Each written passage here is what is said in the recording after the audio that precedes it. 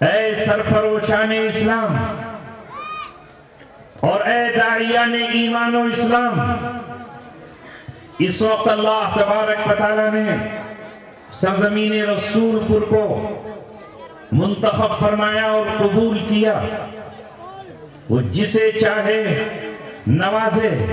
اور جسے چاہے محروم کر دے، وہ جس کا چاہے انتخاب کر لے اور جسے چاہے اپنے در سے دھتکار کر بھگا دے۔ ابلیس جس کا نام عزازیل، پہلے اس کا انتخاب ہوا، اس نے سجدہ کیا خشکیوں پر، اس نے سجدہ کیا زمینوں پر، اللہ کی عبادات کرتا رہا، علم کے سمندر پیتا رہا اور اسے جذب کرتا رہا، یہاں تک کہ جنت پہنچا دیا گیا، طاؤس الملائکہ بنا دیا گیا، مگر چونکہ اس کے سینے میں، اس کے دل میں تکبر تھا، کبریائی تھی، بڑائی تھی، اللہ تبارک و تعالیٰ نے فرمایا کبریائی میری چادر ہے، کبریائی میری چادر ہے، اگر بڑا کوئی ہے تو میں ہوں، اگر اعظم کوئی ہے تو میں ہوں، اگر اعلیٰ کوئی ہے تو میں ہوں، اگر برتر کوئی ہے تو میں ہوں، میرا مقابلہ کوئی نہیں کر سکتا، میرے مقابلے میں سب ادنا ہیں، میرے مقابلے میں سب کمتر ہیں، اس لیے اللہ نے فرمایا الکبریاء ردائی، کبریائی میری چادر ہے اور جو میری چادر سے ٹکرائے گا میں اسے پاش پاش کر ڈالوں۔ اللہ نے اسی تکبر اور کبریائی کو نکالنے کے لیے، اسی ابلیس کی آزمائش کے لیے میرے اور آپ کے باپ کو بنا دیا، خاک کا پتلا بنایا، اس میں اپنی روح پھونکی اور کہا سجدہ کرو اسے، جھکو اس کے سامنے، خدمت بجا لاؤ۔ یہ حکم اللہ نے دیا، فسجد الملائکۃ کلھم اجمعون، تمام فرشتے حکم ربی کے سامنے جھک گئے، نہ چین نہ چون نہ چرا، کیوں؟ کچھ نہیں، حکم ربی ہے، اللہ نے کہا ہے سجدہ کرنا ہے، خاک کے پتلے کو، مٹی کے ڈھانچے کو، اس میں روح رب العالمین کی ہے، وہ سجدے میں گئے۔ ایک تھا جس کو بعد میں ابلیس کہا گیا، جو شیطان اعظم قرار پایا، اس نے کہا میں سجدہ نہیں کر سکتا، انا خیر منہ، میں اس سے بہتر ہوں۔ اس نے قیاس شروع کر دیا، منطق لڑانا شروع کر دی، وکیلوں کسی دلیلیں دینا شروع کر دی۔ اللہ تعالیٰ سے کہہ رہا ہے آپ نے اسے مٹی سے پیدا کیا، مجھے آپ سے پیدا کیا، بڑے کو چھوٹے کو سجدہ کرنے کا حکم دیا، یہ نہیں ہو سکتا، فیصلہ آپ کا غلط ہے۔ اللہ تبارک و تعالیٰ نے کہا فخرج انک من الصاغرین، ذلیل چلا جا یہاں سے،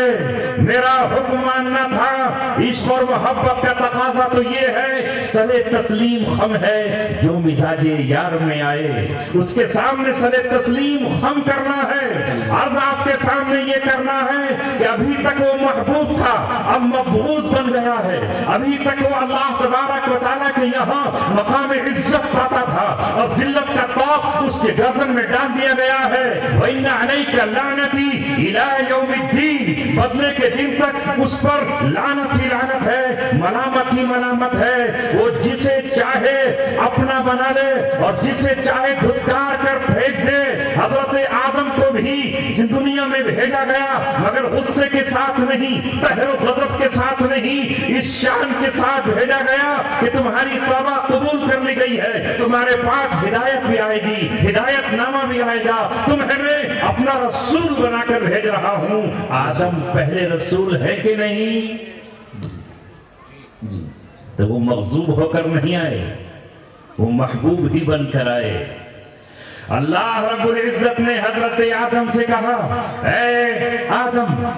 تیرے لیے اور اولاد آدم کے لیے میں نے ایک دروازہ توبہ کا رکھا ہے. ابلیس بھٹکائے گا بہکائے گا گمراہ کرے گا مگر میرا جو بندہ موت کے غرغرے سے پہلے موت کے جھٹکے سے پہلے ندامت کے آنسو بہا دے وہ آ کر کے شرمندگی کا ایک قطرہ ٹپکا دے میرے سامنے ہاتھ جوڑے اور مجھ سے معافی مانگنے لگے اپنے گناہوں پر پچھتانے لگے اپنے کیے پر توبہ کرنے لگے میں ان کی توبہ قبول کر لوں گا چاہے وہ سمندر کے جھاگ سے بھی بڑھ کر ہو اور چاہے وہ زمین سے لے کر آسمان تک فضاؤں کو بھرے ہوئے ہوں وہ ایک بار مجھے پکار کر کہے تو صحیح ربنا ظلمنا انفسنا یہی پڑھ دے وہ کہہ دے لا الہ الا انت سبحانک انی کنت من الظالمین وہ یہ کہہ دے استغفر اللہ ربی من کل ذنب واتوب الیہ میں اس کی پوری زندگی کی خطائیں معاف کر کے جنت کا مستحق بنا دوں. نعرہ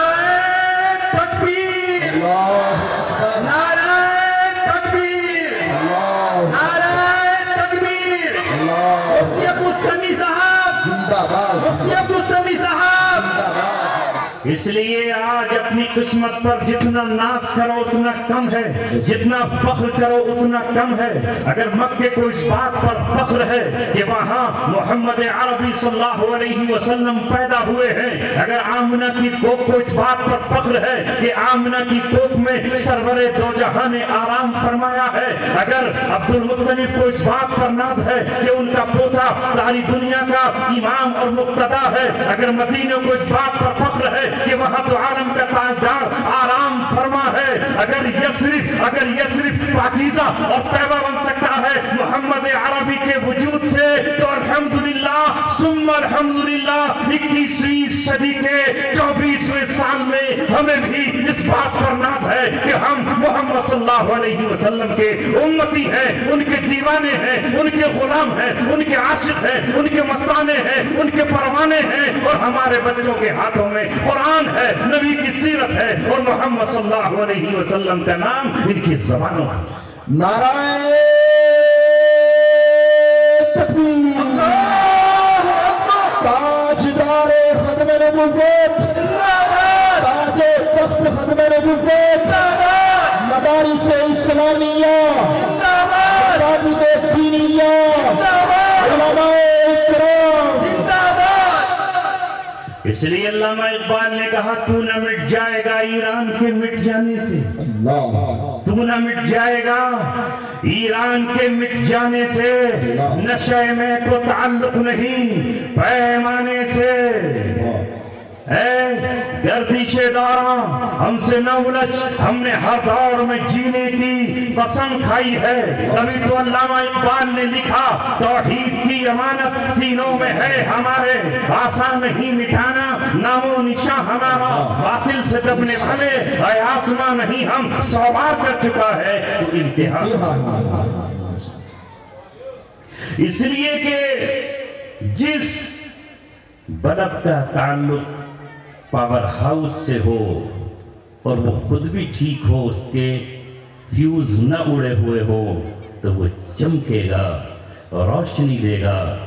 جب تک وہ صحیح سلامت ہے. اے رسول پور کی سرزمین پر بیٹھنے والوں آج ذکر ہی یہاں اصلی رسول کا ہے رسولوں کے امام کا ہے رسولوں کے تاجدار کا ہے اور ناظم صاحب بار بار ختم نبوت کا نعرہ لگا رہے ہیں. ہاں نبوت آپ پر مکمل ہو گئی ہے نبوت آپ پر تام ہو گئی ہے. کوئی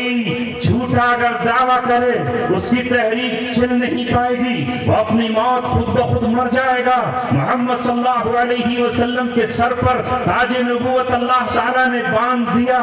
اور آپ کا انتخاب پوری دنیا کے لیے ہوا کائنات کے لیے ہوا صبح شام ہی کے لیے نہیں جزیرۃ العرب ہی کے لیے نہیں. حضرت عیسیٰ علیہ السلام تو کہتے رہے اے بنی اسرائیل میں تمہاری طرف رسول بنا کر بھیجا گیا ہوں لیکن میرے بعد جو آ رہے ہیں یاتی من بعد اسمہ احمد میرے بعد احمد آئیں گے وہ جس دن ظہور پذیر ہوں گے اس کے بعد ساری دنیا اکٹھی ہو کر حکمراں اکٹھے ہو کر باطل کے تمام اندھیرے اکٹھے ہو کر جہل ہو، عتبہ ہو، شیبہ ہو، ان کے راستے میں رکاوٹ ڈالنے کی کوشش کریں گے، مگر ان کا راستہ کوئی نہیں روک پائے گا۔ یہ دنیا تو کیا راستہ روکتی ان کا، وہ تو پہلے آسمان سے اوپر جائیں گے اور دوسرے آسمان سے گزرتے ہوئے ساتویں آسمان پر پہنچ جائیں گے، سدرۃ المنتہا سے آگے ان کی سواری جائے گی اور اللہ تبارک و تعالیٰ کے حضور وقاب قوسین کا منظر پیش ہوگا۔ اس لیے ان کا راستہ نہ آسمان کے برج روکیں گے تو یہ زمین کے دریا اور یہ پہاڑ، حیثیت کیا؟ نعرہ تکبیر، اللہ اکبر، نعرہ تکبیر، اللہ نعرہ تکبیر، اللہ اکبر، تاجدار ختم نبوت زندہ باد، حضرت عبدالسمیع صاحب، زندہ باد، حضرت عبدالسمیع صاحب۔ زندہ باد، زندہ باد۔ ان کی برائی کرنے والوں نے کل بھی برائی کی، مگر انجام کیا ہوا؟ میں نے کئی مقام پر کہا اور آج پھر کہہ رہا ہوں، چاند پر تھوکنے والا چاند کو گدلا نہیں کر سکتا، چاند میں عیب نکالنے والا اس کی چاندنی کو میلا نہیں کر سکتا۔ چاند پر تھوکنے والے یہ تیرا تھوک تیرے ہی چہرے پر آئے گا اور تیرے ہی تھوبڑے کو یہ ناپاک اور بدبودار بنا دے گا۔ سورج کی طرف تھوکنے والے تھوک کر رہ جائیں گے، وہ انہی کے اوپر گر جائے گا۔ ستاروں کو برا کہنے والے ہمیشہ اندھیرے ہی ہوا کرتے ہیں۔ چمگادھ میں جب سورج نکلتا ہے تو اپنی آنکھوں کو بند کر لیتی ہیں اور سورج کے نور سے فائدہ نہیں اٹھاتی۔ میرا نبی تو وہ ہے جس کے کردار پر آج تک نہ کسی نے انگلی اٹھائی ہے، نہ اٹھائی ہے تو وہ خود ہی بدنام اور ذلیل و خوار ہوا ہے۔ وہ ہے جس کے بارے میں کہنے والے نے کہا، یا صاحب الجمالی و یا سید البشر من وجهك المنیر لقد دبر القمر۔ تیرے ہی چہرے سے بھیک مانگ کر تو یہ چاند چمک رہا ہے۔ ارے وہ آنکھ سے دیکھنے والے، یہ جو آنکھوں کو بینائی اور روشنی حاصل ہے، یہ اسی نور نبوت کا صدقہ ہے، یہ اسی جگمگاتے چاند کا صدقہ ہے۔ اگر وہ نہ ہوتا تو دنیا نورانی نہیں ہوتی، اگر وہ نہیں ہوتا تو جنت کو مہک نہ ملتی، اگر وہ نہ ہوتا تو زعفران کو خوشبو اور چمک نہ ملتی، اگر وہ نہ ہوتا تو مشک و عنبر کو یہ خوشبوئیں نہ ملتی، نہ کلیاں چٹکتی، نہ بھورے بھن بھناتے، نہ شہد کی مکھیاں جا کر کے پھولوں سے رس لے کر آتی، نہ سمندر ہوتے، نہ دریا ہوتے، نہ پہاڑ ہوتے، نہ کہکشاں ہوتا، نہ کوکسار ہوتا، کچھ بھی تو نہیں ہوتا۔ یہ دنیا محض اندھیرا ہی اندھیرا ہوتی۔ اگر اس دنیا میں اجالا ہے تو وہ آمنہ کے لال کے نور سے اجالا۔ بے شک ماشاءاللہ کہ آتے رہے انبیاء کما قیل لہم، آتے رہے انبیاء کما قیل لہم، والخاتم حقکم کہ خاتم ہوئے تم، آتے رہے انبیاء کما قیل لہم، والخاتم حقکم کہ خاتم ہوئے تم، یعنی جو ہوا دفتر تنظیم تمام، آخر میں ہوئی مہر کے اکملت لکم، تاج تخت ختم نبوت زندہ باد۔ دل نے بولے استاد ماشاءاللہ، سبحان اللہ، دونوں ہاتھ اٹھا کر جنہوں نے ماں کا دودھ پیا دونوں ہاتھ اٹھا کر بولے سبحان اللہ، سبحان اللہ۔ اور جنہوں نے مجبوری میں ڈبے کا پیا انہیں بولتے سبحان اللہ، ماشاءاللہ۔ تاج تخت ختم نبوت زندہ باد۔ حل ہوں گے سبھی مسئلے تدبیر تو لاؤ، حل ہوں گے سبھی مسئلے تدبیر تو لاؤ، ٹوٹی ہی صحیح شمشیر تو لاؤ، آگے کا کام مالک و مولا پہ چھوڑ دو، پہلے زبان پہ نعرہ تکبیر تو لاؤ، نعرہ تکبیر، تاج تخت ختم نبوت زندہ باد۔ اب لگا رسول فرمائے ورنہ پتہ چلا کہ یہ اردو کر گئے، اب چل رہا رسول فرمائے ماشاءاللہ۔ اب زندگی ہو کر کے سنا اے عزیزو، ساتھیوں اور دوستوں، یہ تو میں نے آپ کو صرف احساس کرایا کہ ان کا مقام کیا ہے اور ان کی نسبت سے خود تمہارا اپنا مقام کیا ہے۔ زمانے کو انہوں نے کیا دیا اور زمانہ ان کے آنے سے اس نے کس طرح کا قرار و سکون پایا۔ مجھے پھر وہی بات آپ سے عرض کرنا ہے، لیکن اس خوش فہمی میں مت رہنا، خوش خیالی میں مت رہنا کہ ایک بار انتخاب تمہارا ہو گیا ہے تو اللہ کی طرف سے معذوری نہیں ہوگی۔ اگر نبی پاک صلی اللہ علیہ وسلم سے محبت نہیں کی، اگر ان کی سنتوں سے پیار نہیں کیا، اگر ان کے دین کو سینے سے نہیں لگایا، ان کے لائے ہوئے قرآن سے رشتہ اور ناطہ نہیں جوڑا، اور آپ نے اسلام کے پرچم اور اس کے جھنڈے کو اپنے ہاتھوں میں نہ لہرایا، تو اس بات سے بھی ڈرنا کہ اللہ تبارک و تعالی محرومیوں کی چادر بھی اڑا دیتا ہے، اور اللہ تبارک و تعالی بدنصیب مقدر بھی بنا دیتا ہے۔ اللہ تبارک و تعالی انتخاب کے بعد بھی راندہ درگاہ کر سکتا ہے، جس طرح ابلیس کو راندہ درگاہ کیا اور حضرت آدم کو اپنا محبوب بنایا۔ اولاد آدم میں بھی اللہ تبارک و تعالی نے پھر دو طرح کے لوگ رکھے، ایک اصحاب یمین ہیں اور دوسرے اصحاب شمال ہیں، ایک دائیں والے اور دوسرے بائیں والے۔ آپ کون سے ہیں؟ دائیں والے۔ تو پھر آپ پانی پئیں جب بھی داہنے ہاتھ سے، کھانا کھائیں داہنے ہاتھ سے، تالا کھولیں داہنے ہاتھ سے، اپنا کرتا جب پہنے تو آستین داہنے ہاتھ میں، جوتا پہنے تو داہنے ہاتھ میں۔ کبھی کسی پوسٹر کو دیکھ کر یا کسی سلوگن کو دیکھ کر کہ وہاں تو شاہ رخ خان بائیں ہاتھ سے پیپسی پی رہا تھا، تم بائیں ہاتھ میں بڑھا دینا، وہ تو پیش ہی بائیں ہاتھ کریں گے نا، کیونکہ وہ ہیں شمال والے۔ اصحاب الیمین، ما اصحاب الیمین، لہذا دائرہ ہاتھ ہمارا ہر خیر کے لیے آگے بڑھے۔ جب یہ عادت ہوگی اور جب یہ ہمارا طغرہ امتیاز بن جائے گا تو قیامت میں نامہ اعمال جب ہم کو دیا جائے گا، فَأَمَّا مَنْ أُوتِيَ كِتَابَهُ بِيَمِينِهِ فَيَقُولُ هَاؤُمُ اقْرَءُوا کتابیہ، جن کے دائیں ہاتھ میں نامہ اعمال ملے گا وہ خوشی سے جھوم اٹھیں گے، لہرا اٹھیں گے، ان کے دل اور نغمے ان کی زبانوں پر ہوں گے۔ انی ہاؤ مقرؤ کتابیہ، آؤ لوگو میرا نامہ اعمال پڑھو، میں نے جو دنیا میں سجدے کیے تھے وہ کام آ گئے، میں نے جو دنیا میں خرچ کیا تھا وہ کام آ گیا، میں نے جو بچوں کو مدرسے کے طلبہ کو پانی اور ناشتہ دیا تھا وہ کام آ گیا، میں نے بیواؤں کو جو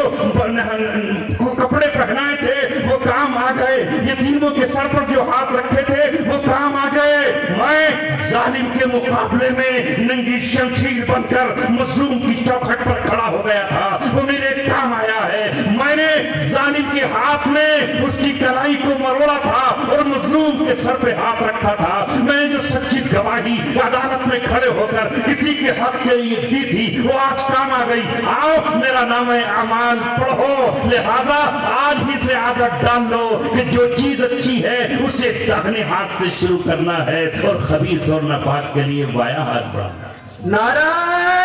تکبیر، نعرہ تکبیر، نعرہ تکبیر،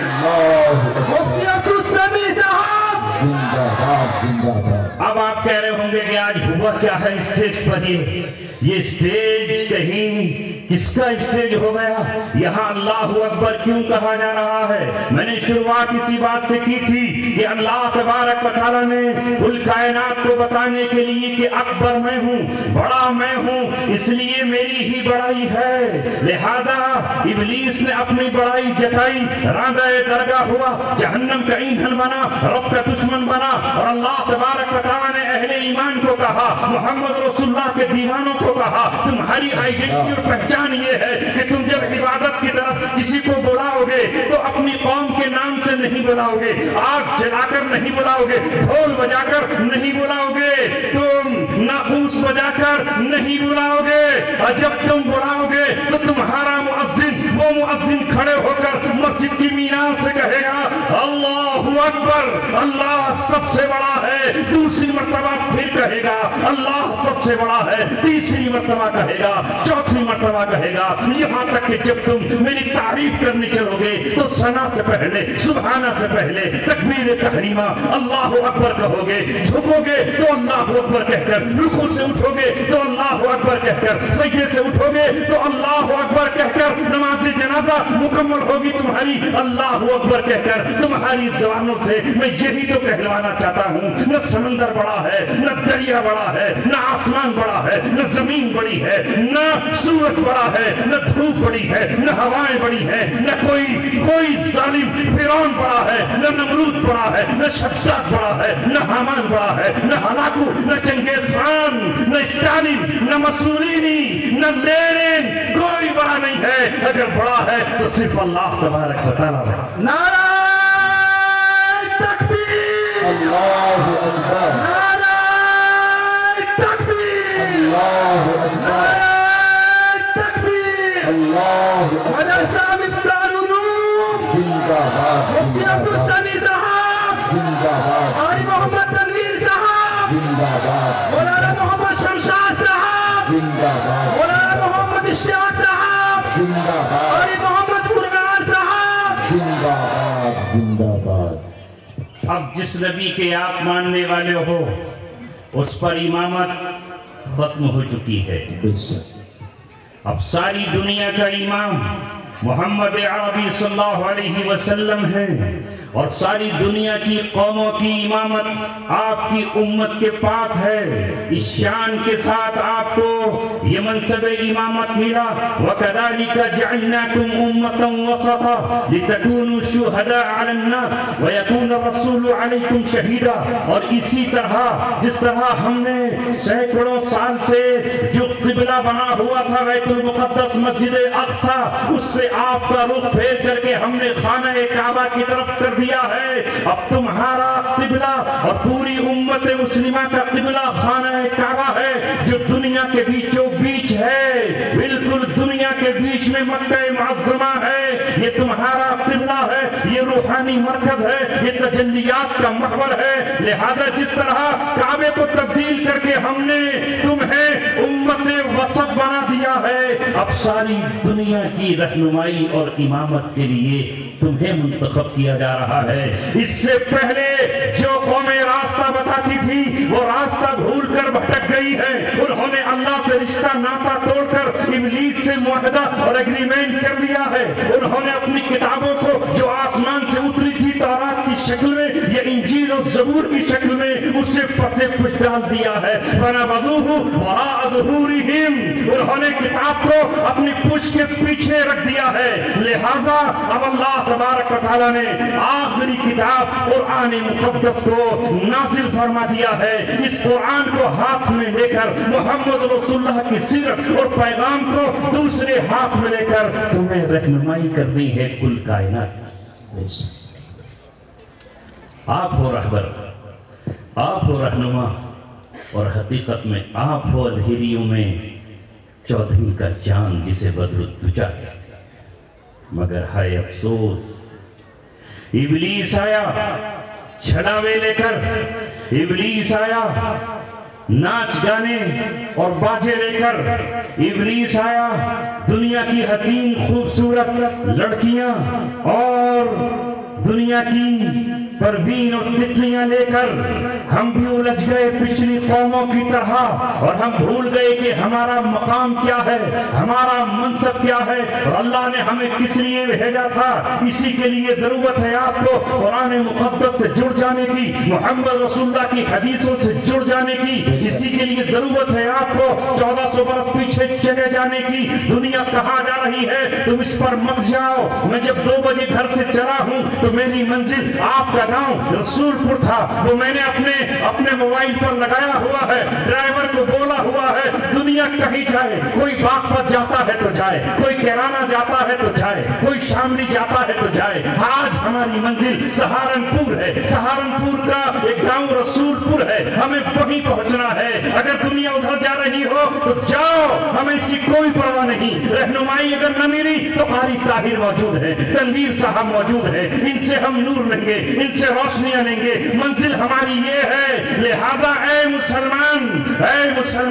تیرا قبلہ امریکہ نہیں ہے، تیرا قبلہ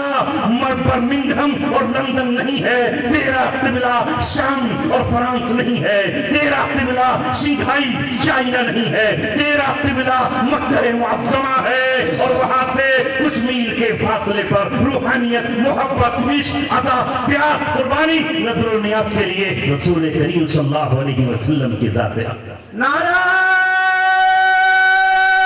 تکبیر، اللہ اکبر، نعرہ تکبیر، اللہ اکبر، یہ عبدالسمیع صاحب، زندہ باد، آئی محمد طاہر صاحب، زندہ باد، زندہ باد، تہذیب انہی سے لو، اللہ، جب مذہب ان سے لیا ہے تو مذہب ہی سے تو تہذیب، اور تہذیب ہی سے تو مذہب بنا ہے۔ جب کہتے ہو کہ مذہب ہمارا اسلام ہے تو تہذیب بھی تو ہماری اسلامی ہو، پھر کلچر کون سا ہو؟ وہ 1400 برس پہلا مدینے کا کلچر ہونا چاہیے۔ وہ کس طرح کہہ رہے ہیں کھانے کو، ویسے ہی ہمیں کھانا چاہیے۔ 1400 برس پہلے انہوں نے جن چیزوں کو حرام کہہ دیا ہے وہ قیامت تک حرام رہیں گی۔ کوئی مائی کا لال انہیں حلال نہیں کر سکتا ہے، اور جو حلال ہے دنیا کی کوئی قوت اور کوئی قلم اسے حرام قرار نہیں دے سکتا ہے۔ اس شان کے ساتھ جیو کہ محمد صلی اللہ علیہ وسلم نے کس طرح تمہیں بتایا ہے، تمہارا دم انہی کے مطابق ہو، اور تمہاری خوشیاں بھی اسی کے تابع ہو، نکاح انہی کے طریقے پر ہو، طلاق بھی انہی سے پوچھی جائے کہ کتنی اور کس طرح دینی ہے۔ اس پر چلو تو اللہ تبارک و تعالیٰ تمہیں محبوب بنائے گا۔ لیکن اگر مسلمان ہو کر تم نے کسی اور کی طرف دیکھنا شروع کر دیا تو رب تمہارا ناراض ہو جائے گا۔ جس طرح ایک بیوی یہاں پہ بیٹھی ہے، بیوی کے سامنے سب کچھ اس کا شوہر ہوتا ہے، وہ دوپہر کو کھانا اس سے پوچھ کر بناتی ہے، شام کا کھانا اس سے پوچھ کر بناتی ہے، یہاں تک کہ بازار سے اگر وہ وفادار اور وفاشعار بیوی ہے تو کپڑے بھی شوہر کی مرضی کے پہنتی ہے۔ اور اگر ایک بار شوہر نے یہ کہہ دیا کہ یہ کون سے کپڑے تو بنا کر لائی ہے، خدا کی قسم اگر وہ واقعی اپنے شوہر کے جذبات کو جانتی ہے تو اس کپڑے کو خیرات کر دیتی ہے، شوہر کے سامنے نہیں،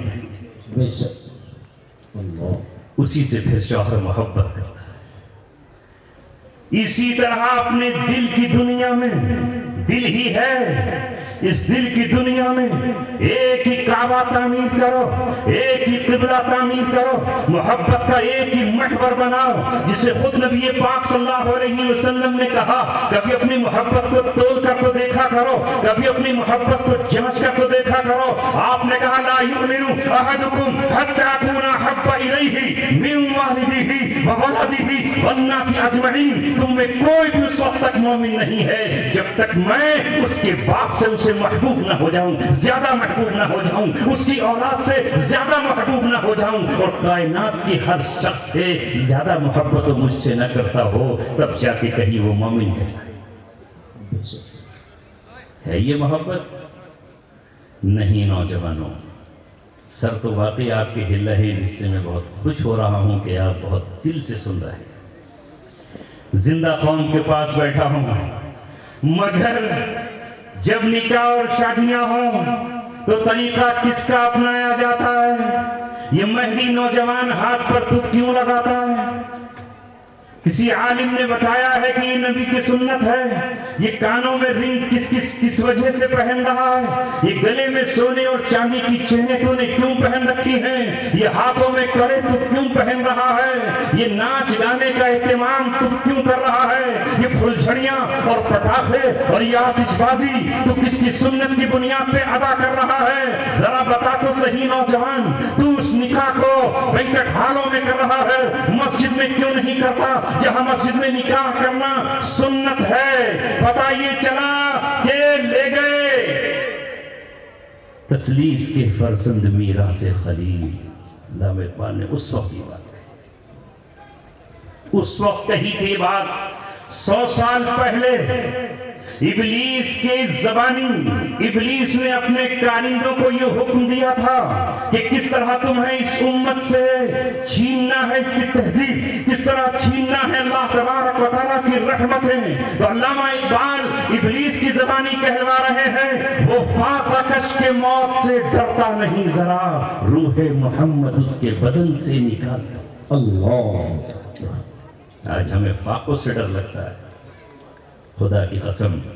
جس وقت ہم فاقے سے ہوتے ہیں روحانیت عرش معلیٰ سے جڑی ہوئی ہوتی ہے، اور جب پیٹ اور ٹانگ بھر کے ہم سوتے ہیں تو اس وقت